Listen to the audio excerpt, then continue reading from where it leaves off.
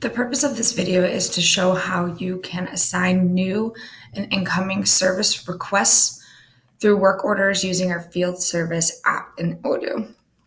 So I'm going to go ahead and I'm going to start in our field service application. And right here on the main screen, you will be able to see Kanban view showing you any new work orders in progress, or finished work orders. You can go ahead and easily create a new work order by hitting the create button at the top left corner and creating a task.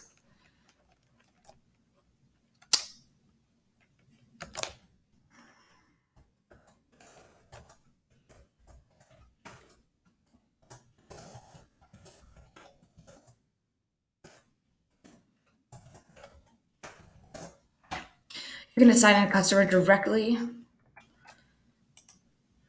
to this work order as well, and go ahead and add the task. The task will automatically be generated under our new work orders. From here, you will be able to go ahead and plan any new work orders that you have to assign that day. And you can do so by user or by project. I'm going to go ahead and do by user. This will populate a planning schedule. You can plan by day, week, month, or year. From this Outlook, you'll be able to see anything that has already been scheduled as well, so you are not double scheduling any service appointments.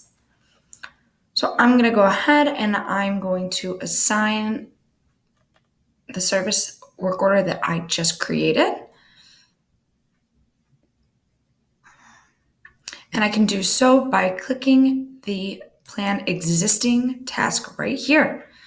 And here we have two different tasks that need to be assigned. I'm going to go ahead and assign the one that I just created.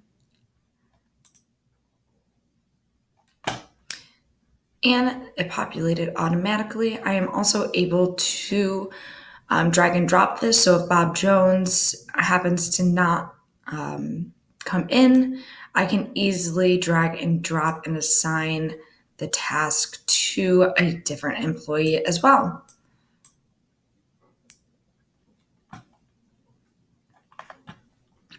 It's very simple, easy, and user-friendly to use.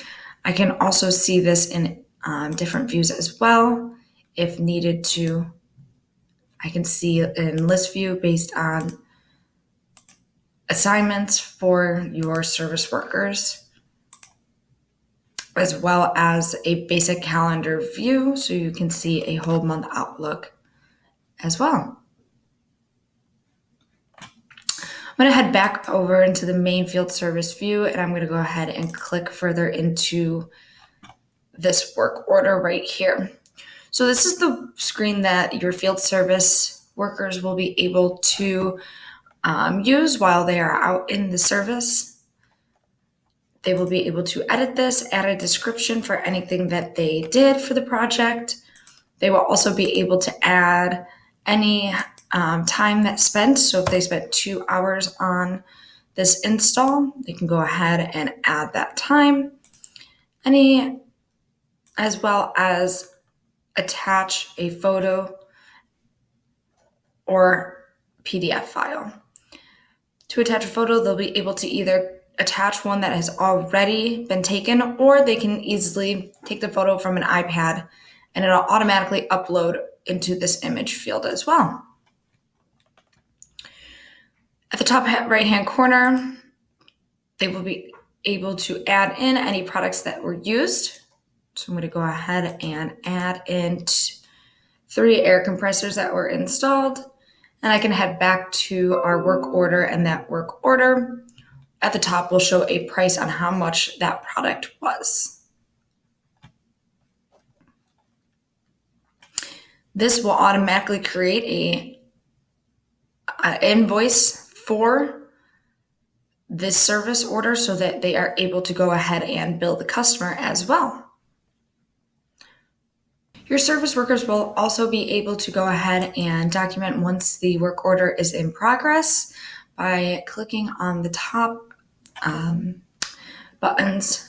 They also will be able to mark as done once the project is finished to indicate to the administrator that that project is all done. Once the work order has been marked as done, a work order will automatically be created to be invoiced to the customer.